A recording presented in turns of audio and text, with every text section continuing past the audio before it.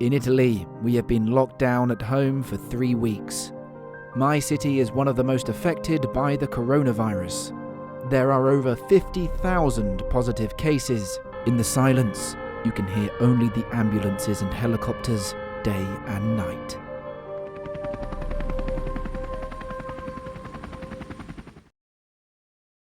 All this brings me back to the summer of 1980. I was in a small Chinese town on the border with Korea. I had been there for about 2 months, teaching in a textile school. I felt very unwell, until on a train to Shanghai, I started to feel a slight tiredness. At first, it seemed a harmless cold, but it wasn't like that.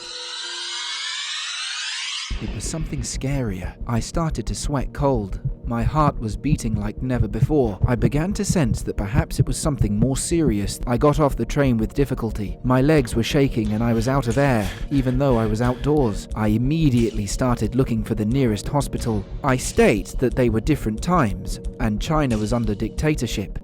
Wherever I turned, I saw nothing but armed military. I tried to ask some of them, but I couldn't make myself understood, until a little girl passed by, who had understood I needed help and showed me the way to the hospital. I arrived exhausted in front of the hospital, but I didn't even have time to enter.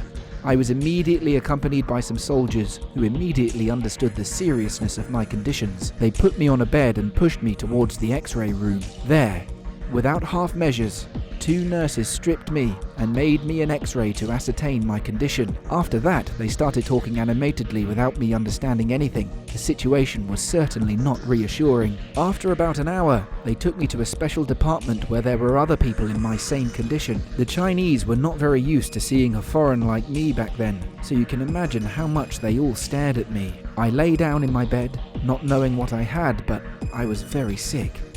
I had high fever, dizziness, cough and cold. Although I'm a very optimistic person, in those days I really thought I was going to die.